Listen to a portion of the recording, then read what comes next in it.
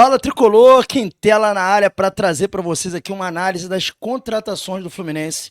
A gente fez um trabalho aí para vocês legal, levantando dados sobre todos os três contratados. A gente vai focar aqui no Hércules, né, no Paulo Baia e também no Freitas, os três jogadores que o Fluminense anunciou nesses dias como contratados. Então a gente vai trazer uma informação para vocês aqui bem clara, com mapa de calor, com desempenho de cada jogador, valor que foi negociado cada jogador. Fica aí que está começando o seu Flu em Foco. Está de volta o Flu em Foco e hoje com análise das contratações do Flusão. Aguarda que está começando.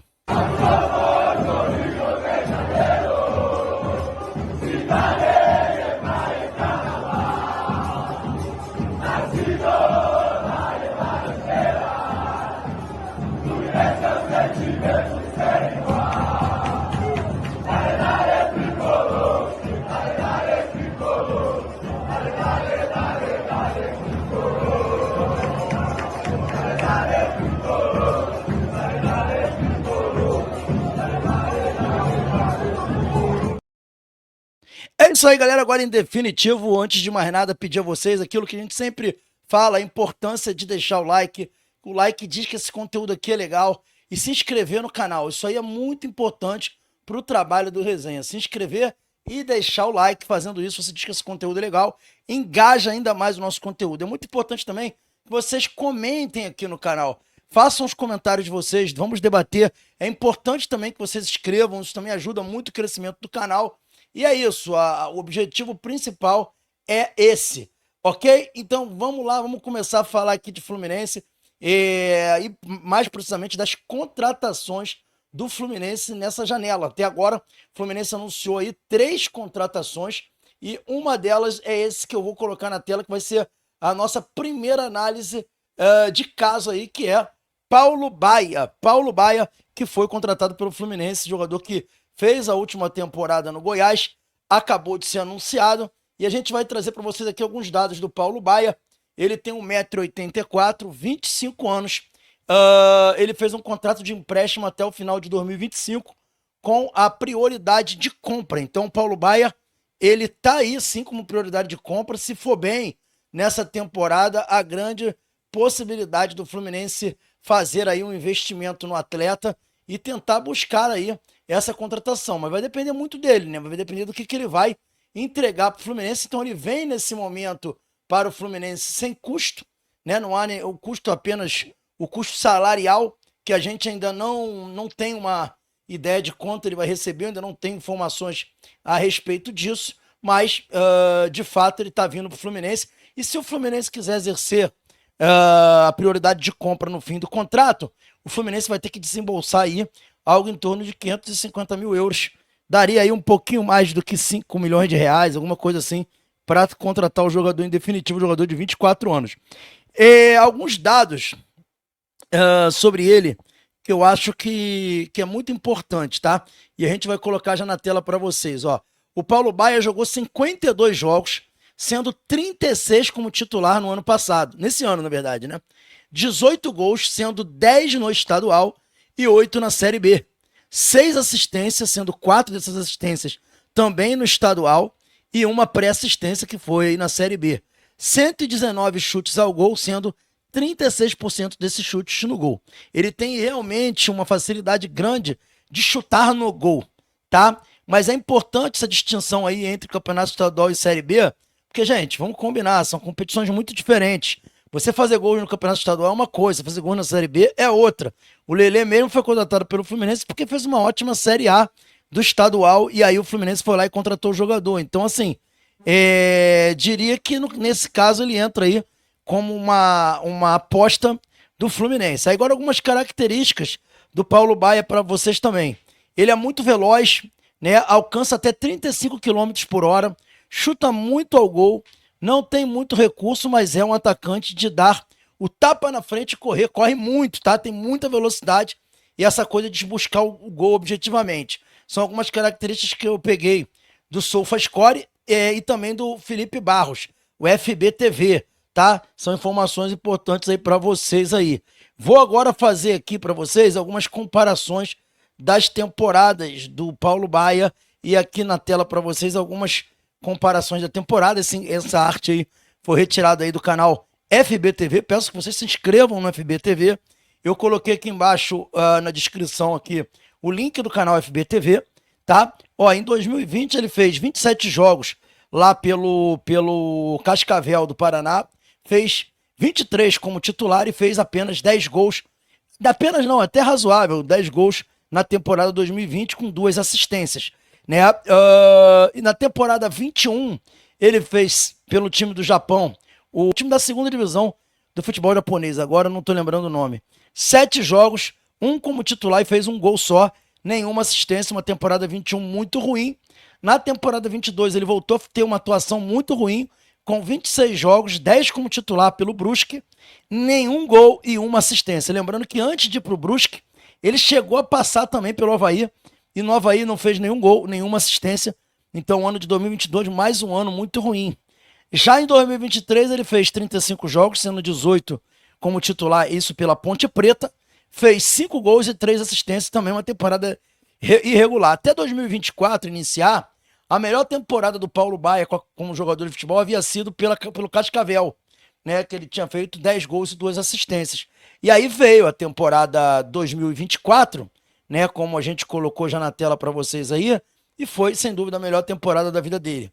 Com 52 jogos, sendo 36 como titular, ele fez 18 gols no Campeonato Estadual, foram 10, 8 na Série B, 6 assistências, sendo 4 aí, como a gente mostrou no estadual. Foi o melhor ano dele, disparado aí, como jogador de futebol. Aqui alguns dados curiosos sobre Paulo Baia, que eu acho importante. Nos últimos 13 jogos do Goiás, na Série B, ele foi titular em apenas 4. Então, assim, não há que se falar num jogador que era o jogador essencial do Goiás, ou um jogador que era fundamental para o Goiás, ou um jogador que era titular absoluto. Não é, tá? Paulo Baia não era titular absoluto do Goiás. E é muito importante frisar isso daí. Além disso, na temporada passada, ele ficou 11 jogos sem marcar gols, né? E amargou a reserva ainda na Série B. Então, vocês vejam, o Paulo Baia, ele ficou aí 11 jogos sem fazer gols lá pelo Goiás. Agora, uma coisa importante, ele não é bem um fazedor de gols. Vou colocar para vocês aqui um mapa de calor do Paulo Baia, para vocês poderem entender um pouco como joga o Paulo Baia. Tá vendo aí? O Paulo Baia, galera, ele é um ponta pelo lado esquerdo, né? Joga muito pelo lado esquerdo, ele é destro, joga de lado trocado. Então ele é aquele jogador que lembra muito até o Serna, né? Que dá o tapa na frente e coloca na velocidade, busca o fundo, né? Mas ele tem a característica também de cortar para dentro e chutar. Ele chuta muito. Pode ver ali que no mapa de calor dele tem uma incidência de calor curvando para o lado direito, que são justamente aqueles momentos que ele corta para o lado direito para chutar o gol. Então as características do Paulo Baier é essa. A gente está contratando um ponta de lado, um ponta pelo lado esquerdo. Eu até achava que era um centroavante, porque eu não conhecia o jogador. Hoje, desde ontem, eu estou estudando um pouco sobre ele, li bastante coisa no SofaScore, busquei alguns jogos que ele jogou, que ele fez gols, para analisar um pouco da característica dele. E ele é esse jogador, tá? Que busca o fundo, quando corta para dentro e chuta. E vocês estão vendo aí pelo mapa de calor que essa é a principal característica do Paulo Baia. Agora sim, vou dar minha opinião aqui sobre o Paulo Baia. Me parece assim que foi uma contratação para composição de elenco, né? Parece um trabalho de scout, né? Não teve custo. É um jogador que, embora os números dele durante a carreira não são dos melhores, vem para sim compor ali uma reserva do Serna pelo lado esquerdo, porque a gente não tem esses jogadores de profundidade. É um jogador alto de 1,84 m, que aumenta aí a linha de ataque do Fluminense em estatura. Os jogadores que a gente tem na base não são altos, né? A gente tem o Isaac, que tem 1,69 m, não é um jogador alto. O Isaac que eu falo não é o do Riquelme Felipe, não. É o outro Isaac. Não é um jogador alto. A gente não tem muitos ponteiros na base. Pô, o João Lourenço é baixinho também, tem 1,69 m. Então a gente não tem esses ponteiros altos. Os ponteiros do Fluminense são jogadores baixos. Então o objetivo também é aumentar a linha aérea do Fluminense, né? Principalmente ter opções de jogadores para cabecear. Jogadores altos, como o Serna, que tem 1,85 m também. Então, me parece esse o objetivo dessa contratação. Uma contratação feita por scout com a intenção de aumentar a linha da bola aérea do Fluminense. Me parece isso, né? E o Fluminense buscar esse jogador. A pergunta que eu sempre faço é, embora eu entenda que é um jogador alto, um jogador que vai aumentar a linha aérea, é um jogador de velocidade, era realmente a melhor escolha para a composição de elenco? Será que não tem jogadores na América do Sul, jogadores que tenham números melhores do que o Paulo Baia? Enfim, os números do Paulo Baia não me convencem. Não acho que possa ser chamado aí de uma contratação que possa contribuir. É uma contratação completamente, na minha opinião, de risco, né? Por conta, quando eu falo risco, é o risco técnico, né? Porque é um jogador que não fez nada para estar jogando no Fluminense, na minha opinião. Mas eu vou torcer muito por ele para que dê certo. E, e eu compreendo, sim, eu entendo que é uma contratação de scout, uma contratação que tem por objetivo algumas características que são carentes do Fluminense, como o jogo de profundidade, aumentar a bola aérea, enfim. Eu entendo e precisava de uma reserva nesse nível pro Serna. Mas eu ainda assim não acho que foi uma contratação, na minha opinião, que ela faz sentido, mas não acho que seja uma contratação que a gente deveria ter feito. Faltou aí criatividade, na minha opinião, para contratar melhor. Tá? Então, isso aí é o Paulo Baia. Alguns dados para vocês aí do Paulo Baia. E agora a gente vai falar de Hércules, cara. O Hércules, sim, na minha opinião, uma contratação surpreendente do Fluminense. Ninguém esperava por isso. Inclusive, a gente tem que reconhecer aqui que o Fluminense fez algumas contratações aí muito no sigilo, que ninguém anunciou nenhuma dessas contratações, tirando o Paulo Baia aí que vazou, mas era um jogador que o Fluminense não fazia questão de não vazar por conta de não ter nenhum interessado. Hércules e Freitas, que foram contratados agora, ninguém sabia que o Fluminense estava negociando com esses jogadores. Ninguém deu essas notícias, foi o clube que deu. Então, surpreendente esse trabalho que o Fluminense fez está fazendo em 2024, final de 2024, muito certeiro. Sobre Hércules, galera, é um jogador de 24 anos, tá? 24 anos de idade, é destro, custou o Fluminense 29 milhões de reais. E eu vi muita gente falando assim, pô, tá caro, que não sei o quê, eu não contrataria, um absurdo. Gente, não tá caro não, não tá caro não. Sabe por que não tá caro? Primeiro que a gente tem que considerar que o real está hiper desvalorizado e esse jogador, a cotação dele no Transfer Market em 2023, não é agora, estava em 15 milhões de euros. Só que o que aconteceu com ele? Ele teve uma contusão gravíssima no ano de 2023, tá? A gente vai colocar aqui para vocês, ó, o risco Hércules. Em 2023 ele ficou 258 dias afastado por rompimento do ligamento cruzado do joelho, tá? E isso impossibilitou de ir para a Europa. Tinha times, inclusive, na Inglaterra interessados no jogador, como Tottenham, em 2023. Ele era pro Fortaleza, assim, representava pro Fortaleza o que o André representava pra gente. Era um jogador que era para ter ido para a Europa. Mas esse rompimento dos ligamentos afastou o atleta 258 dias do futebol. Quase um ano fora do futebol por conta do rompimento dos ligamentos. E aí ele não pôde ser transferido para a Europa. Em 2024, inclusive, havia muitas suspeitas da possibilidade dele voltar a jogar em alto nível, e, no entanto, ele fez uma temporada 24 espetacular e sem lesões. E aqui alguns números da temporada 24 dele. O Hércules jogou 47 jogos, sendo 38 como titular, fez 7 gols, que é muita coisa para um jogador que joga no meio de campo ali, que é um segundo volante, que pode encostar até ser um terceiro jogador de meio de campo. Fez 7 gols, 3 assistências, 3 pré-assistências, 22 passes para finalização. E ele tem uma média espetacular de recuperação de bola, que é uma média acima da Premier League, de 6,1 recuperação de bola, de passe, né? De posse, desculpa, por jogo. E tem uma média muito baixa de perda de posse, que é de 8,3. Uma média baixíssima de perda de posse. Então, os números do Hércules são surpreendentes, são números de Europa. E agora, para vocês aqui também, um pouquinho desse comparativo das temporadas do Hércules, ó. Por exemplo, em 2022 ele fez 48 jogos, teve 22 como titular, e teve aí também, uma assistência, nenhuma pré-assistência, de 9 passes para finalizações, 8,6 recuperações por jogo, tá? Você vê que, que ainda assim fez bastante gols.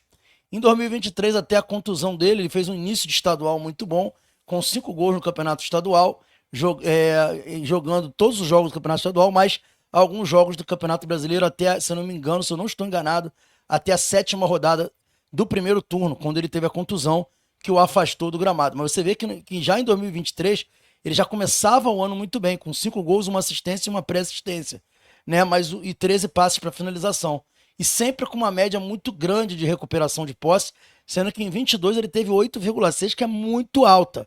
Então, só para vocês terem uma ideia de como esse jogador tem números absurdos. E além disso, o mapa de calor do Hércules, para vocês entenderem como o Hércules joga nesse meio de campo, olha lá. Ele joga tanto como um volante, primeiro volante, como segundo volante, como caindo pelo lado direito.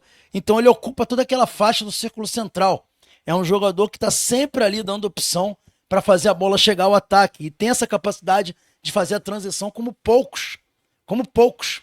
Ele tem essa capacidade como poucos, tá? Então, para mim, é uma contratação, uma das melhores dos últimos anos do Fluminense. E se eu não estou enganado, é a maior contratação da história do clube. Eu tô com muita fé no Hércules, acredito muito na possibilidade desse jogador entregar um futebol pra gente muito fora da curva. Tô muito animado com essa contratação do Hércules, beleza? Por último, a gente vai falar que... Então, assim, só o risco do Hércules, na minha opinião, o risco dele é risco físico, porque ele já teve uma condição grave. Tirando isso daí, eu não vejo outros riscos. Né? O do Paulo Baia, que eu falei, é um jogador que tem muitos riscos. Né? Mas agora a gente vai falar do Freitas. Freitas é o próximo jogador, contratado também pelo Fluminense. O Freitas tem algumas informações aí que talvez vão ser surpreendentes para vocês. Eu comecei a pesquisar muito e eu quero também dizer para vocês que eu estou com um áudio aqui, que eu vou colocar para vocês ouvir, do Julián Concha, do periódico La Terceira. O Julián Concha, gentilmente, jornalista argentino, gentilmente mandou um áudio para mim falando das características do Freitas. E a gente vai colocar aqui para vocês poderem ouvir também. Mas antes disso, alguns dados do Freitas, ó. Ele tem 1,82 m, 24 anos e é destro, não, ele é sinestro, tá errado aqui essa informação aqui. Ele é sinestro, né? Vou botar aqui canhoto, tá? Para vocês poderem entender melhor, porque nem todo mundo sabe o que é sinestro, né? Tá aí, corrigindo aqui, 1,82 m, 24 anos e é canhoto, zagueiro canhoto. Um ponto negativo que eu achei meio estranho, né? Esses passes para finalização, 65% de disputas terrestres vencidas e 69% de disputas aéreas vencidas. Chama muita atenção para um defensor ele ter 4 gols, 3 assistências, né? 4 assistências e 2 pré-assistências. Mas vocês vão entender por quê. Aqui está o mapa de calor do Freitas, ó. O Freitas, galera, tá longe de ser um zagueiro, né? Vocês estão vendo aí? O Freitas está longe de ser um zagueiro. Ele é muito mais um lateral esquerdo, um ala esquerdo do que um zagueiro. E foi justamente assim que ele atuou na maioria do tempo nesse ano de 2024 pelo Alianza Lima, tá? Então, assim, é uma contratação que chama atenção. E por que ela chama atenção? E a gente vai botar já aqui o áudio do periodista aí argentino falando sobre ele, tá? Sobre o Freitas. Porque é um jogador versátil. No ano de 24, por exemplo, ele jogou muito mais como lateral, né? Formando a linha de 4 como lateral. Mas ele também atuou como terceiro zagueiro. Ele atuou como zagueiro também do lado do outro zagueiro que jogava o 3, ele era o 4. Ele atuou como ala. Então essas assistências aí estão diretamente ligadas a ele jogando como lateral ou ala, né? E faz todos sentidos. Então o Fluminense ganha um jogador que possibilita ao Fluminense jogar de várias formas. Possibilita fazer um 3-5-2, um 3-4-3, né? Até mesmo um 4-4-2. Ou, na ausência de algum zagueiro, ele jogar na linha de 4 como segundo zagueiro. Então, assim, o Fluminense ganha muito em versatilidade. E eu acho que é justamente o que o Fluminense está procurando com essa contratação. Maior versatilidade para o técnico Mano Menezes, tá? Além disso, um ponto positivo, é um jogador muito disciplinado. Durante toda a temporada não levou nenhum cartão vermelho e teve apenas 7 cartões amarelos, tá? E agora a gente vai ouvir aqui o periodista Julián Concha, do periódico La Terceira, falando aí sobre ele. E eu quero já agradecer aqui o Julián Concha, do periódico La Terceira, pela moral, por possibilitar a gente aí de ter uma noção aí do Freitas, uma opinião de um jornalista argentino que o viu começando lá no News Old The Boys. Vamos ver o que ele está falando aí sobre o Freitas aí. Vambora. Es un lateral que juega como defensa o como lateral izquierdo o como extremo. Puede jugar en una línea de 4, como lateral izquierdo. También puede jugar como defensor, en la línea de 4, como defensor zurdo o en un esquema de 3 defensas. Puede ser el tercer defensor o extremo. Pero si juego de extremo, no es un ala que vaya tan profundo, es un extremo más defensivo. Ahora destaca mucho por su técnica. Es un jugador que tiene mucha técnica, tiene el pase largo, tiene el pase de infiltración, es un defensor que puede construir bien el juego. E esta temporada em Peru, jugava quase todo o tempo com. Tá aí, galera. Então, ele falou aí claramente que ele pode ser um defensor na linha de 4, pode ser um extremo, né? Um extremo para eles é o ala esquerdo, pode ser um lateral também. Então, assim, e ele elogia o jogador, né? Diz que é um jogador com muita qualidade técnica também. Então, segundo aí o Juan Concha, do periódico La Terceira, o Fluminense está contratando um jogador, na visão dele, de muita qualidade. Agora que, assim, rapidamente aqui a nossa análise sobre essa contratação do Freitas, né? Acho que tem também aqui uma comparação aqui com as temporadas do Freitas, desculpa. Eu acho que tem alguma coisa aqui, ó, aqui para vocês poderem ver também, ó. Em 21 pelo News Old The Boys, 22 jogos, 18 de titular e nenhum gol, né? Teve 11,3 recuperações por jogo. Em 2022, 36 jogos, 33 como titular, nenhum gol. Em 2023, 26 jogos, aí já jogando aí. Também eu acho que isso aí é o Blooming, né? 26 jogos, 21 titular, 2 gols. E aí a temporada 24, que é muito boa. 40 jogos, 39 titular e 4 gols do Freitas nessa temporada 24. Minha opinião sobre o Freitas, galera. Pelos números, pelas referências, parece sim uma aposta muito interessante a ser feita. É um jogador que dá ao Fluminense uma versatilidade. O Fluminense pode ter um zagueiro pelo lado esquerdo jogando como lateral, né? Pode liberar o meio de campo para você ter até um ala no meio de campo, se você quiser jogar com ala no meio de campo. O Marcelo nesse time com o Freitas jogando de lateral esquerdo poderia render muito mais do que ele estava rendendo com o Fluminense. E eu acho que o menino que veio do Argentino Júnior, do Gabriel Fuentes, pode inclusive jogar com ele. Ele pode ser um terceiro zagueiro no esquema de 3 zagueiros também. Você imagina, Thiago Silva, Inácio e ele? Pode funcionar muito bem. É um jogador que tem uma bola longa boa, é um zagueiro construtor, pelo que falou aí o periodista argentino. Então eu acho que o Fluminense está fazendo uma boa contratação. Qual é o problema? O problema são os valores, esse é o risco. São valores muito surreais para um zagueiro, sobretudo um zagueiro que joga no Peru. Outra coisa que causa desconfiança é isso. Uma coisa é você jogar no futebol peruano, outra coisa é você jogar no futebol brasileiro.